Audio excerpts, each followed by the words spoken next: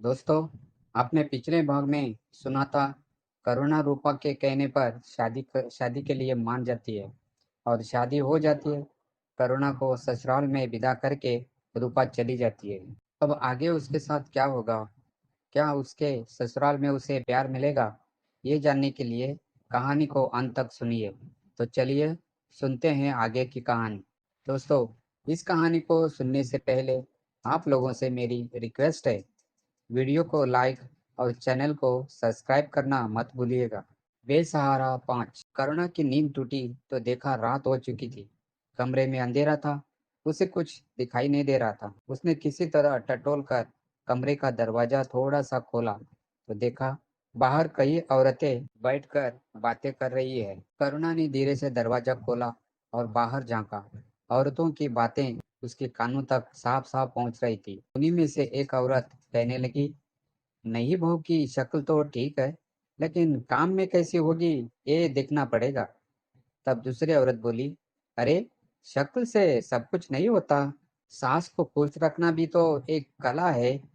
तीसरी औरत कहने लगी, पर भाभी, मैंने सुना है करुणा पढ़ी लिखी है, ऐसे लोग ज्यादा काम के नहीं होते, अपने नियम चलाने की कोशिश करते हैं। करुणा का दिल जोर जोर से धड़कने लगा। उसने सोचा, क्या ये लोग पहले से ही मेरी परीक्षा लेने को तैयारी में है?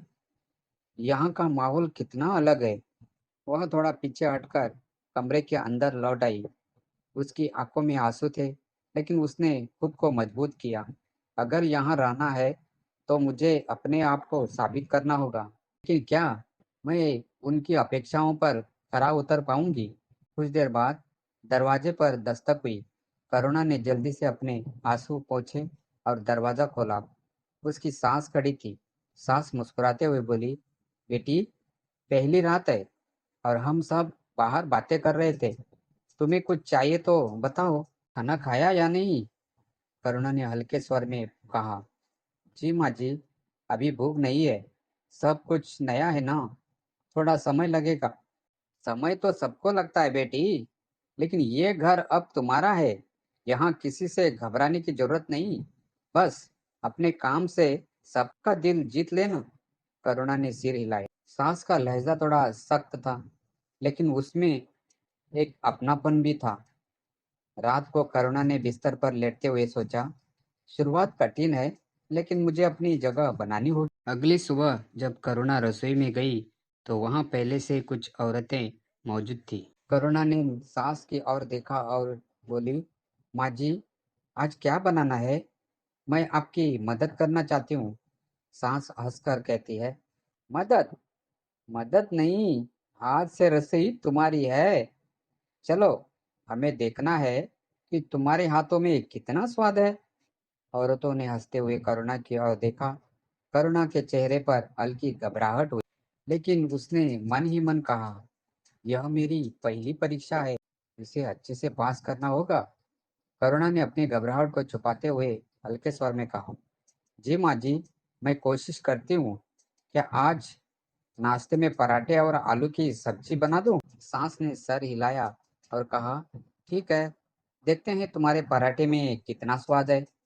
करुणा ने रसोई में जाकर आटे को गूंदना शुरू किया। उसका मन अनगिनत सवालों और आशंकाओं से भरा था, लेकिन उसने अपने ध्यान को काम पर केंद्रित किया। रसोई के कोने से उसकी जेठानी कमला उसे देखते हुए बोली, नहीं बहू, ये ससुराल है, यहाँ हर कदम फूंक फूंक कर रखना पड़ता है। तुमने कभी इतने लोगों के लिए खाना बनाया है? करुणा ने विनम्रता से जवाब दिया, शायद नहीं, लेकिन सीखने की कोशिश कर रही हूँ। कमला ने जैसे ताने भरे स्वर में कहा, सीखने से काम नहीं चलता, यहाँ तो परफेक्शन चाहिए, वरना सबको बातें बनाने में देर नहीं लगती। करुणा ने उसका तंज समझ लिया, लेकिन उसने कुछ नहीं कहा। आलू की सब्जी चढ़ाते हुए वह सोचने लगी, यहाँ हर किसी को खुश करना आसान नहीं होगा, लेकिन हार नहीं मान सकती। जब नाश्ता तैयार हुआ तो उसने प्लेट सजाकर बाहर भिजवाई। पूरा परिवार खाने के लिए बैठा। सभी की नजरें करुणा के बनाए नाश्ते पर थी। ससुर ने पहला निवाला लेते हुए कहा, बहू, तुम्हारे हाथों में तो वाकई स्वाद है। आलू की सब्जी बहुत बढ़िया बनी है। ससुर की बात सुनकर करुणा के चेहरे पर थोड़ी राहत आई, लेकिन तभी उसके देवर रघु ने मजाक करते हुए कहा, पराठे थोड़े मोटे हैं दीदी, अगली बार इन्हें थोड़ा पतला बनाना। सभी ने हल्के से हंस दिया। करुणा ने मुस्कुराते हुए कहा, जी, अगली बार ध्यान रखूंगी।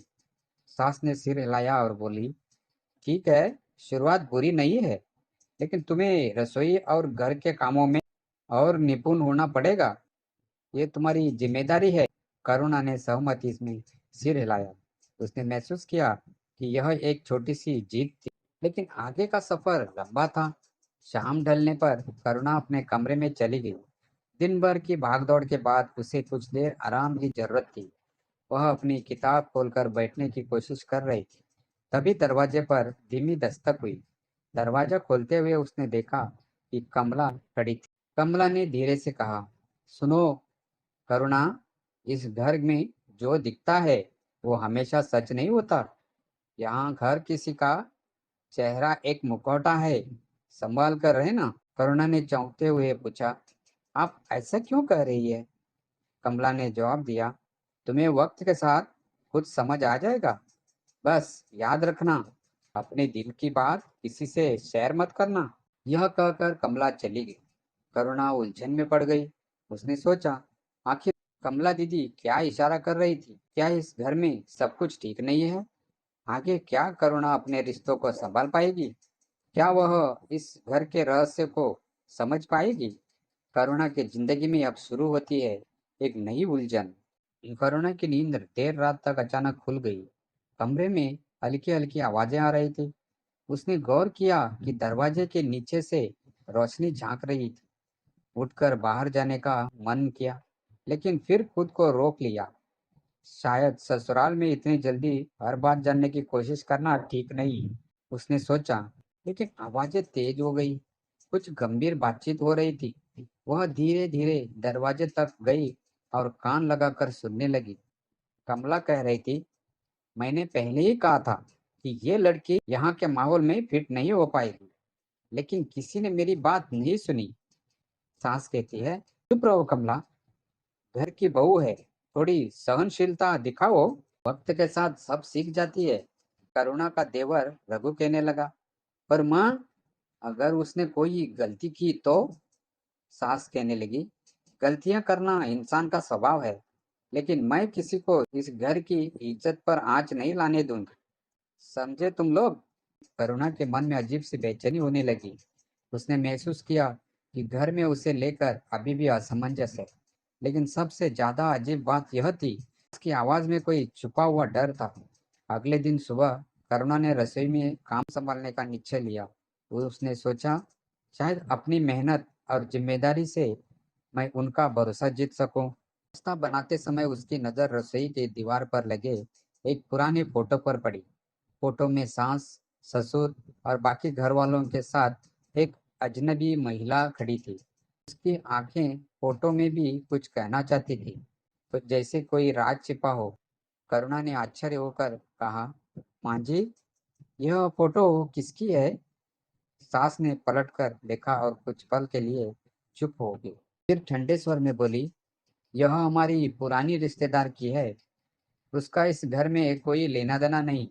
तुम अपने काम पर ध्यान दो। सास की आवाज में एक शक्ति थी जिसने करुणा को और उलझन में डाल दिया। उस रात करुणा को फिर से कुछ आवाजें सुनाई थी। इस बार उसने हिम्मत जुटाई और कमरे से बाहर निकल गई। उसने देखा कि सास, रघु और कमला एक कमरे में थे और उनके बीच कोई गुप्त चर्चा चल रही थी। करुणा दरवाजे के पास पहुंची और छुप कर सुनने लगी। रघु गुस्से में कह रहा था, माँ, हम कब तक उस पुराने मामले को छुपाते रहेंगे? अगर नई बहू को पता चल गया तो? सास कहने लगी, जब तक मैं हूं कोई कुछ नहीं बोलेगा। करुणा को ये सब जानने की जरूरत नहीं है। अगर उसने कुछ पूछा अभी तो उसे मुझसे बात करने को कह देना। कमला कह रही थी, लेकिन वो लड़की बहुत तेज है, उसकी आंखों में सवाल है। सास सख्ती से कह रही थी, चुप रहो, करुणा को इस घर में सिर्फ बहू बनकर रहना है और कुछ नहीं। करुणा का दिल जोर से धड़कने लगा। आखिर ये लोग क्या छुपा रहे हैं? क्या ये रहस्य मेरी जिंदगी को प्रभावित करेगा? दोस्तों, ये कहानी समाप्त नहीं हुई है। क्या करुणा उस राज को जान पाएगी? जानने के लिए जल्द ही हम आगे की कहानी लाएंगे। Like, share and comment and subscribe.